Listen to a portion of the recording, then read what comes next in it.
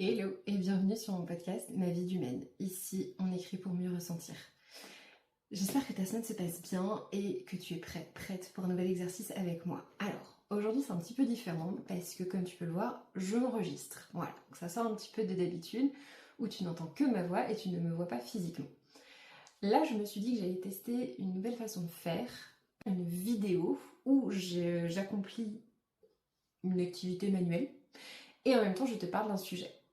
Un sujet où bien entendu il y aura des questions auxquelles il faudra que tu te réfères et que tu te poses et peut-être qu'elles pourront t'aider. Encore une fois, je rappelle que je n'ai aucune expérience ou formation psy ou médicale. Donc si cet épisode résonne et fait remonter des choses que tu aimerais approfondir, je t'encourage vivement à te rapprocher d'un professionnel de santé capable de mieux t'accompagner que moi. Voilà. Donc le thème du jour, c'est dire non ou apprendre, réapprendre à dire non. C'est un sujet qui, pour moi, est hyper important. Donc, déjà, on va commencer par préparer notre outillage. Donc, si vous ne m'avez pas en visio, vous allez entendre ça. Ce sont des petites perles pour que je puisse faire un petit bracelet. Voilà, histoire de... Je me suis dit que ça pouvait être sympa, ça pouvait être marrant. Donc, si je voulais vous parler de ce sujet-là, donc apprendre à dire non, et encore apprendre, je trouve que c'est pas encore le bon terme parce qu'en soi, on a toujours su dire non. On le disait quand on était enfant, donc pourquoi s'arrêter maintenant? Et en fait, vraiment, on en a beaucoup parlé, on m'a dit, mais est-ce que tu pourrais pas en parler? Parce que c'est quelque chose que j'ai beaucoup travaillé de mon côté, parce que j'étais ce qu'on appelle un people pleaser, donc je le suis toujours, hein, je veux dire, ça part pas comme ça. Mais je m'étais toujours posé la question de comment ça se fait que je mette toujours en fait les émotions et les envies des autres avant les miennes. Bon, c'est un terme un sujet qui est beaucoup plus large que ça. Donc là, on va se cantonner uniquement à comment à redire non. Et c'est vrai que je me suis posé la question, quand on était enfant, on disait non. Je veux dire, quand on était enfant et que quelque chose ne nous convenait pas, on disait bah non, j'ai pas envie de le faire. Exemple. Ta mère vient te voir et te dit c'est l'heure du bain. Et toi tu vas dire bah non. C'est un petit peu grossier comme exemple, mais tu vois où je veux en venir. Donc, à quel moment, donc ça c'est une des questions que je me pose, c'est à partir de quel moment, entre l'enfance et maintenant, est-ce qu'on a changé notre perception de l'autre, où on s'est dit je ne peux plus dire non. Donc forcément, me suis posé la question, parce que je me suis dit, c'est vrai que j'ai souvent eu tendance à ne pas vouloir déranger, à ne pas vouloir causer de soucis d'une certaine manière. J'ai mis sur pause la vidéo en me disant, Alexia, il faut que tu avances sur ton bijou, parce que là, tu es en train de causer, mais du coup, tu n'avances pas sur ton bijou. Et je me suis dit, mais non, arrête de vouloir tout contrôler. Au pire, si tu fais un bijou qui est moche, c'est pas grave. Bon, bref. Donc vraiment, c'était à partir de quand est-ce qu'on s'est dit qu'on n'avait plus le droit de dire non, de peur en fait du rejet, de la critique, tout ça.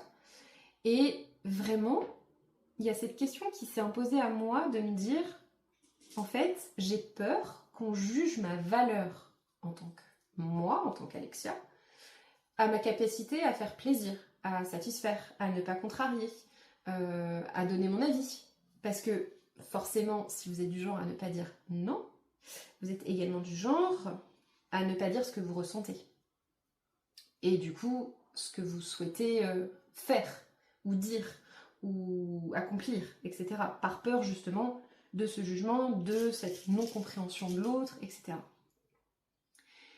Et en creusant un petit peu l'idée, je me suis rendu compte que plus ou moins vers l'adolescence où c'est là où tu te dis mais je peux pas dire non, je peux pas sortir des cases. Et c'est là où ma deuxième question est venue, où je me suis dit mais en fait en quoi être un people pleaser ça a amélioré ma vie? Ça ne l'a pas amélioré, c'est devenu un enfer. Parce que j'avais cette envie incessante, tout le temps, de rentrer dans les cases, de faire plaisir. Je vais donner un exemple. Quand j'étais pas adolescente, mais quand j'avais 16-17 ans, j'avais beaucoup de mes copains au lycée qui fumaient, qui commençaient à boire, etc. Moi j'ai une maman qui fumait, donc c'est vrai que j'ai toujours pensé que fumer c'était de la merde, tout ça, enfin bref, je faisais toujours la réflexion en fait à mes potes en leur disant mais fumer c'est de la merde, faut pas fumer, gna gna gna. Plus parce que j'avais peur pour eux qu'autre chose, hein. Clairement à l'époque c'était plus ça qui me préoccupait, c'était qu'ils fassent du mal à leur corps. Bon.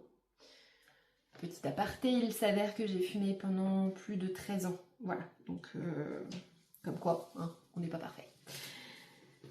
Donc, pour revenir à nos oignons, le fait que quand tu arrives à un certain âge, 16, 17, 18, voire même un petit peu avant en ce moment, où tu commences à faire des soirées, tu commences à boire, tu commences à fumer, enfin, en tout cas tu vois des copains à toi ou des copines le faire, bah forcément ça te pose la question de qu'est-ce que moi je fais? Est-ce que je fais comme tout le monde?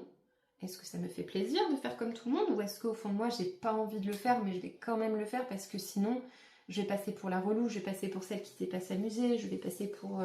etc. etc. Voilà. Je pense que c'est le genre de question que tout people pleaser se pose. Voilà. C'est qu'est-ce que je vais pouvoir faire pour rentrer dans le moule? Mais aussi de faire partie de cette société parce que indirectement, et je ne crache pas du tout sur mon adolescence, hein, je veux dire, j'ai appris, je me suis pris des tollés comme tout le monde, enfin voilà. Mais l'adolescence et l'adolescence, donc quand tu es fin d'adolescence, mais que t'es pas complètement adulte, parce que moi je pars du principe que jusqu'à 22, 23, j'étais pas vraiment adulte. J'avais des responsabilités d'adulte, mais dans ma tête, j'étais pas réellement adulte. Et encore, je crois que j'ai mis jusqu'à mes 30 ans avant d'être réellement adulte, et de me dire, bon, là, t'as falloir quand même... voilà. Parce que pour moi, un adulte, c'est une aparté. Encore une fois, mais vous verrez bien qu'il n'y aura que ça sur cette vidéo. Pour moi, être adulte, c'est pas payer ses factures. Alors, ça fait partie du rôle d'un adulte dans la société actuelle. On s'entend. D'avoir un boulot qui te rémunère, tout ça. J'entends. Pour moi, un adulte, c'est quelqu'un qui est suffisamment au clair avec lui-même pour se dire « ça, j'ai pas envie. Pour mon bien-être, donc je ne le fais pas. » Donc, c'est pour ça que je dis que c'est compliqué d'être un adulte. Parce que on te fait croire, quand tu es 16, 17, 18 ans, voire un peu plus, que si tu es en capacité de prendre ces décisions-là, tout en sachant que, en fait, la société ne t'aide absolument pas à prendre ce genre de décision. Voilà. Parce que déjà, tu as des pubs pour boire. Alors, tu n'as plus de pubs pour fumer, ça c'est très bien. Mais tu veux passer un bon moment, prends une petite bière, prends une Kronenbourg, prends machin, prends bidule. Je suis quelqu'un qui ne boit pas. Alors, déjà pour des raisons de santé, mais également parce que en fait ça ne m'a jamais attirée. Et c'est vrai que je n'ai pas besoin de ça pour passer un bon moment en soirée.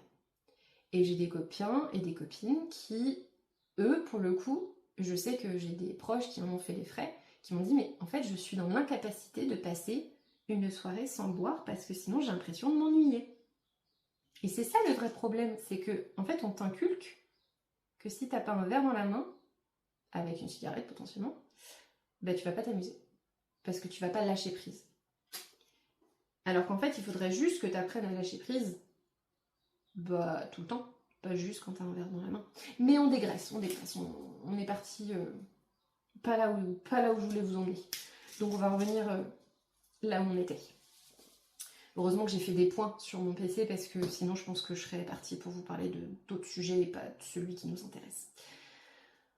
Donc, de vouloir en fait appartenir. Ça c'est vraiment quelque chose où pendant des années j'ai tout fait pour appartenir à un groupe parce que j'avais toujours cette sensation d'être le cul entre deux chaises. Où j'étais trop catho, mais pas assez catho. Trop... comment dire? Trop noble, mais pas assez noble. D'être trop, ou pas assez. Et du coup, j'avais toujours l'impression de ne pas rentrer réellement dans un groupe d'amis. J'avais plein de groupes d'amis, mais j'avais toujours l'impression d'être un petit peu de biais, pas réellement à ma place. Bon. Donc, c'est vrai que j'avais un peu peur de contredire mes pairs et de ne pas être acceptée et d'être vue tout en donnant mon opinion. Parce que, oui, l'homme est plein de paradoxes, c'est-à-dire que nous voulons être vus sans être vus. Autant vous dire que c'est pas simple. C'est pour ça que nous avons un mental qui, parfois, quand il se lance dans des diatribes dans ton cerveau, tu te dis, mais attends, pourquoi tu m'envoies telle info et que derrière tu me dis non, mais le fais surtout pas parce qu'on sait jamais. T'as envie de faire ça, mais en même temps, non, faut pas le faire, c'est dangereux. Ouf. Enfin bref. Encore une fois, je dégraisse. Donc, je reviens sur mes points parce que j'ai l'impression que je pars complètement à volo. Le podcast n'aura ni queue ni cul, mais c'est pas grave.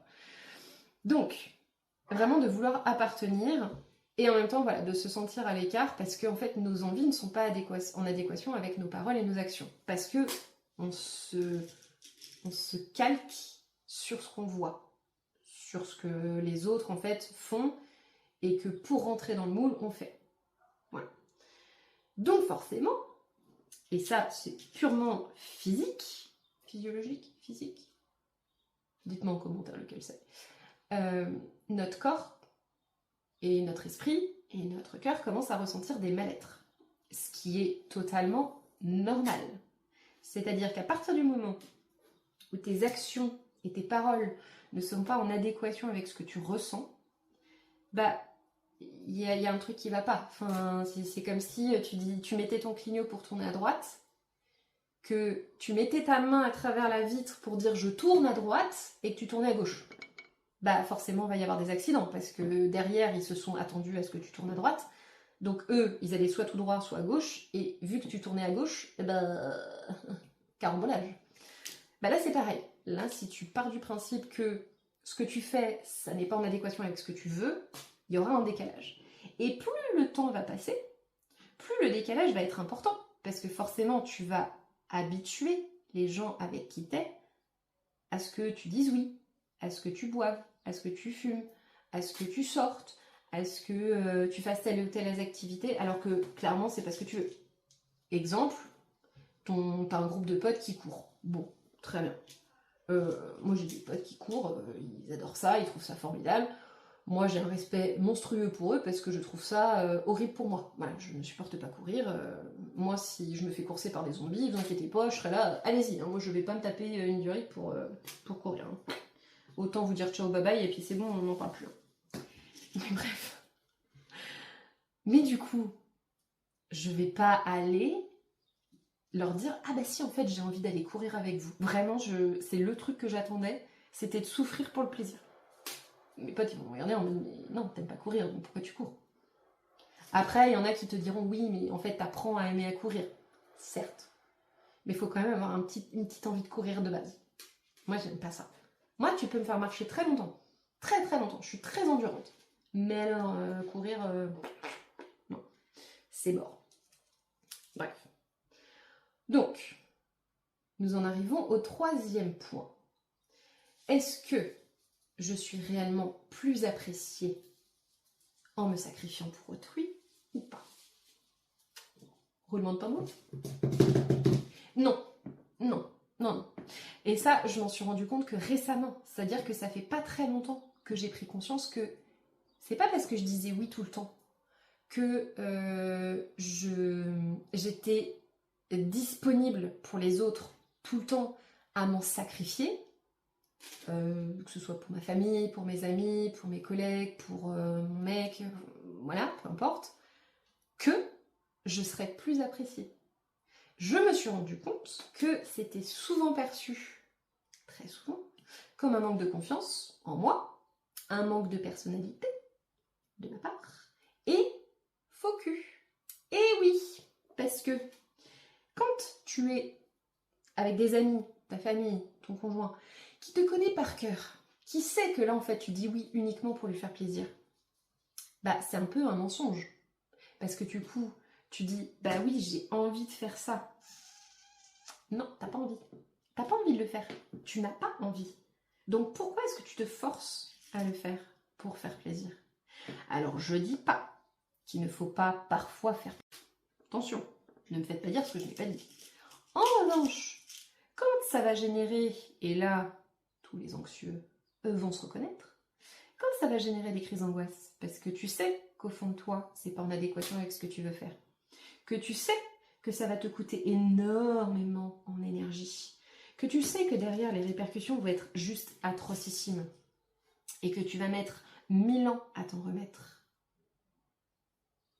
Ça, c'est pas un signal d'alarme pour toi? De ton corps qui te dit « Ouh, non, non, je suis pas d'accord. Là, je ne suis pas en adéquation du tout avec tes choix. Va falloir revenir sur tes choix parce que là, clairement, je suis pas d'accord. » Bon. Donc, vraiment, si tu penses que de dire oui tout le temps, ça va te permettre de paraître plus gentil aux yeux d'autrui, tu te fourres les doigts dans l'œil. Parce que souvent, ces personnes-là, ben, en fait, et je parle pour moi, hein, mais bon, je pense qu'il y a beaucoup de personnes qui se reconnaîtront. Moi, je disais tout le temps oui. Mais à un moment donné, mon corps, il a fait des crises d'angoisse. Et du jour au lendemain, je me suis retrouvée à ne plus trop sortir de chez moi, si ce n'est plus du tout. Donc en fait, je disais oui pour faire des trucs avec mes copains. Et je me retrouvais à la dernière minute à annuler. Voilà. Alors une fois, ça passe. 2 fois, ça passe. Au bout de la 5e, tes potes, ils commencent à se dire, bah les casse-couilles quand même, parce que là, ça fait plusieurs fois qu'elle nous dit qu'elle vient pas, enfin qu'elle vient, mais que finalement, elle vient pas. C'est un petit peu chiant quand même. Voilà. Et ben, si on se mettait à la place de nos potes, ben on réagirait de la même chose, de la même manière, pardon. C'est-à-dire que on te dit oui pour faire un truc, toi t'es content, t'organises, tu machin, tu bidules. Ah oui, mais si derrière la personne vient pas, parce que bah, pour X ou Y raison, finalement elle est stressée, elle est angoissée, etc., etc., bah, enfin, si dès le départ, je dis pas, une crise d'angoisse peut arriver du jour au lendemain, sans que tu anticipes, sans que tu puisses la prévoir, etc. Après, pour en avoir vécu pendant des années, j'ai enfin trouvé des astuces pour les calmer. Je dis pas que j'en aurai plus, j'en aurai toujours. Mais je sais les reconnaître quand elles arrivent et je sais les calmer assez rapidement. D'ailleurs, si ça t'intéresse, tu me dis et puis je pourrais faire un podcast, un épisode là-dessus. Ça peut être intéressant. Toujours est-il que, au bout d'un moment, tes potes, ils vont se lasser. Ta famille va se lasser. Et du coup, tu passeras plus pour la gentille à force de dire oui. Tu passeras pour la relou. Et en fait, c'est pas ton but, toi. Toi, c'est de faire plaisir. C'est d'être dispo, c'est d'être là pour autrui. Mais si tu t'empêches de t'écouter, bah, au bout d'un moment, tu vas faire chier les autres. Bon. Donc, sache aussi une chose, c'est que si tu fais quelque chose pour l'autre, il faut que tu le fasses sans attendre quoi que ce soit en retour. Parce que, part du principe que ce que tu donnes, déjà, t'es unique. T'es unique. Donc la manière dont tu vas donner, tu ne pourras pas le recevoir de la même manière en retour. C'est impossible. À moins d'avoir un jumeau qui fasse exactement comme toi et qui soit ton clone. Mais c'est très très rare. Voilà. Ça peut arriver que tu puisses tomber sur des potes comme ça, mais part du principe que chacun est différent. Donc, si tu dis non, ou que tu dis oui, mais en fait, personne n'ira te demander des comptes. Personne. Parce qu'en fait, tu dis ce que tu ressens. Et si on te pose la question, c'est qu'on veut ton avis. Sauf si, effectivement, ça brusque quelqu'un qui n'est pas habitué à ce que tu ailles pas dans son sens, donc qui a été habitué à ce que tu dises toujours oui, que tu fasses toujours pour l'autre. Donc ça, peut-être que effectivement au début, ça peut brusquer un petit peu, ça j'entends, hein. Ou qui ne supporte pas la contradiction ou la contrariété. Mais bon, ça, c'est pas ton problème. Enfin, je veux dire, il y a un moment donné, tu as ta croix à porter déjà, chacun sa merde. Si tout le monde balayait tranquillement dans sa porte, le monde s'en porterait beaucoup mieux. Hein, mais bon, encore une fois, c'est un autre sujet. Voilà. Mais forcément, quand tu apprends à dire non, ben, il y a forcément un moment donné où tu vas avoir un contre-coup. Et c'est le dernier point que j'aimerais aborder avec toi. C'est que quand tu comprends, enfin, pourquoi tu dis non, ce que ça t'apporte de dire non, eh ben, c'est un peu comme un nouveau super-héros qui découvre ses pouvoirs. Au début, il a peur, il se dit oh là là, comment je vais l'utiliser, je sais pas trop comment faire. Ça, c'est mon côté autrice qui ressort. Et le fait que je sois fan de Marvel. Mais tu découvres tes pouvoirs. Donc forcément, au début, t'appréhendes un petit peu, tu sais pas trop comment les gérer, etc. Bah là, par du principe que c'est pareil. Tu vas apprendre à dire non, donc tu sais plus trop comment faire. T'as peur un petit peu de comment ça va réagir en face, etc. Et puis, tu vas te sentir pousser des ailes. C'est-à-dire que tu vas te dire oh bah chouette, maintenant je sais dire non, je dis non tout le temps. Et c'est pas conscient, c'est inconscient. C'est-à-dire que maintenant que tu as débloqué l'option non, eh ben tu ne vas l'utiliser que ça. Tout le temps, tout le temps, tout le temps, tout le temps. Parce que ça te permettra de te sortir de situations qui vont te stresser, qui vont te perturber, qui vont te faire sortir de ta zone de confort. Alors, il y a un juste milieu à avoir. C'est-à-dire que si, effectivement, on te propose quelque chose et que on te demande ton avis et qu'au fond, c'est pas vraiment ce que tu veux, bon, bah dis non. En revanche, si c'est parce que tu as la flemme, ou parce que juste, ça y est, tu commences un petit peu à dire non et que du coup, tu commences à t'enfermer sur toi-même, à ne plus sortir, à ne plus voir qui que ce soit, etc., ça va devenir un passage qui va durer en longueur et où, derrière, en fait, tu vas t'enfermer par rapport à autrui. Étant quelqu'un qui suis très sensible, quand je vois du monde, personnellement, parfois ça me draine. Je me sens vidée, ça me demande beaucoup d'énergie en fait d'avoir un échange avec quelqu'un parce que je vais ressentir ses émotions, je vais ressentir ce qui... Enfin bref, on va pas rentrer dans le débat, mais voilà, en gros ça me draine. Mais ce que j'ai compris, c'est que mon voisin, Pierre-Paul Jacques, aura forcément toujours quelque chose à m'apprendre. Positif ou négatif d'ailleurs. Mais il va me confronter aux étapes de vie que je dois vivre pour pouvoir avancer sur mon chemin. Parce que si je n'expérimente pas, si je ne me ramasse pas la tronche, je ne peux pas vivre, je ne peux pas avancer. Le fait de dire non tout le temps, en fait, tu te mets dans une bulle où en fait tu es automatiquement déconnecté des autres, déconnecté de la réalité, déconnecté de ta vie. Donc en fait, tu vas être spectateur de ta propre pièce de théâtre, sauf que si l'acteur principal de ta propre pièce de théâtre, il n'est pas là, il n'y a pas de pièce. Voilà. Donc spectateur d'une pièce où il n'y a personne, c'est pas très intéressant. Enfin, ou alors s'il n'y a que les backstage, c'est pas hyper rentable comme histoire. Donc, en fait, il faut apprendre à avoir un juste milieu entre le oui et le non. Et moi, personnellement, ce qui m'a aidée, donc c'est pas évident au début, mais ça le devient au fur et à mesure, c'est qu'il y a des questions que je me pose quand on me propose quelque chose pour savoir si j'ai envie de dire non ou oui.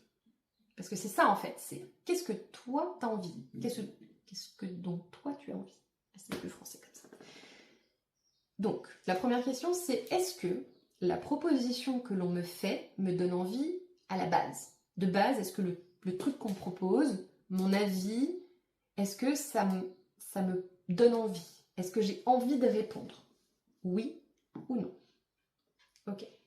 Si c'est oui, on continue. Si c'est non, tu coupes court à la conversation, ciao, bye bye. Deuxième question. Est-ce que, si la date de l'événement est lointaine, et les anxieux vont se reconnaître, est-ce que je peux plutôt prendre le temps d'y réfléchir et ne pas dire oui tout de suite ou non tout de suite, si c'est faisable, et redire ma réponse à la personne plus tard, pour prendre le temps de vraiment poser le pour et le contre, et justement ne pas dire soit non trop vite et du coup de ne pas aller à l'événement, ou de dire oui trop vite et que du coup j'annule à la dernière minute, ce qui n'est pas ouf non plus. Voilà. Oui, non. Troisième question. Est-ce que même si ça va m'épuiser, non, est-ce que je le fais Désolée, je fais deux choses en même temps. Est-ce que je le fais pour me faire plaisir ou pour faire plaisir à l'autre? Oui, non. Est-ce que tu le fais réellement parce que toi, ça te fait envie? Ou est-ce que tu le fais parce que tu sais que l'autre, indirectement, ça va lui faire plaisir? Il n'y a pas de bonne ou de mauvaise réponse. Là, on ne te demande pas de remplir un QCM. On te demande juste de dire ce que tu ressens au fond de toi à l'instant T quand on te pose la question. C'est tout. Il n'y a pas plus compliqué que ça. C'est aussi simple que ça. 4e question. Est-ce que, même si ça va m'épuiser en énergie, je serai heureuse, heureux, et fière de moi de l'avoir fait? Oui ou non? Parce que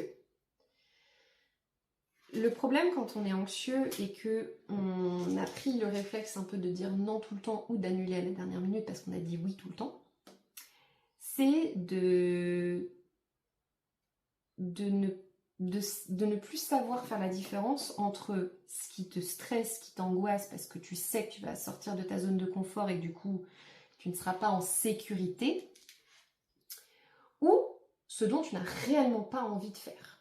Et ça, ce sont deux choses complètement différentes et où personnellement je continue de travailler encore parce que c'est un travail de tous les jours. C'est vraiment de savoir, est-ce que, ok, là, est-ce que j'ai juste peur de le faire parce que ça va me demander de l'énergie et je sais que je vais être fatiguée après, ou je risque peut-être d'avoir une crise d'angoisse, donc ça m'engendre pas des masses, ou est-ce que réellement, non, en fait, cette activité ou cette chose-là, ça ne me donne pas du tout envie. Oui, je suis en train de me battre avec la même perle depuis tout à l'heure, ça ne veut pas, donc je suis en train de changer pour la énième fois de perle parce que ça ne veut pas rentrer dans mon fil. Bref. Donc ça, c'était la 4e question. Et la dernière, que je trouve importante, on va couper le fil parce que là, ça commence à me gonfler. C'est dommage, je suis proche du but. C'est, est-ce que je me sens oppressée de dire oui ou non? Et oui, c'est important de se poser cette question. Est-ce que tu te sens pressée ou oppressée de la part de la personne qui te pose la question de dire oui ou non? Parce que forcément, ça va jouer sur ta réponse. Ça va jouer sur le fait que tu dises oui ou non. Si tu te sens en mode « je vais la décevoir » parce qu'elle a l'air hyper contente de me recevoir ou elle a l'air hyper contente de vivre ça avec moi, etc. etc. Donc forcément, tu n'as pas envie de faire vivre à l'autre une déception. Ce qui est normal, c'est humain. Mais en fait, faut pas oublier que si tu ne t'écoutes pas, si tu ne remplis pas ton vase d'énergie, d'amour pour toi, etc., déjà de 1, personne ne le fera à ta place. Personne. Hein. Même le plus beau, enfin même ton chéri, même ta famille, personne ne le fera à ta place parce qu'en fait, comme je disais, nous sommes uniques. Donc on a, entre guillemets, notre propre... comment je pourrais dire? On sait exactement ce dont on a besoin, nous, personnellement, pour aller mieux, pour se sentir aimé. Et en fait, les autres ne sont pas devins, donc ils ne peuvent pas deviner ce qui peut te faire du bien. Donc il n'y a que toi qui pourras en fait te le donner. Les autres pourront suivre ton mouvement parce qu'ils vont voir comment toi tu réagis vis-à-vis de toi-même. Mais de base, ils ne pourront pas le faire à ta place. C'est ça que je veux dire. Donc, je crois que je me suis perdue dans mes explications. Mais c'est vraiment de se dire, voilà, si tu ne te remplis pas toi-même, personne ne le fera à ta place. Donc, écoute-toi, écoute tes ressentis. Oui, peut-être que si tu dis non à une personne, ça va lui faire de la peine, mais d'un autre côté, est-ce qu'il vaut mieux pas lui dire non tout de suite parce que tu sais que ça ne te plaira pas, que de lui dire oui pour lui faire plaisir sur le coup, et dans la foulée, 2-3 jours avant, voire quelques heures après, enfin avant l'événement, t'annules à la dernière minute. Voilà. Mais ça vaut pour des relations, ça vaut pour des amitiés, ça vaut pour plein de choses. Ils ont tellement peur de faire de la peine. Je dis ça comme si j'étais une sans cœur, mais pas du tout. Hein. Je suis le premier à réfléchir comme ça.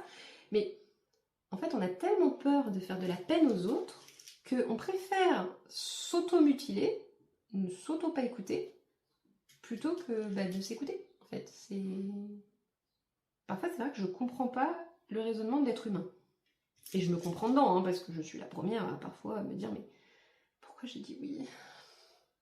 Pourquoi? Je sais que j'ai pas envie.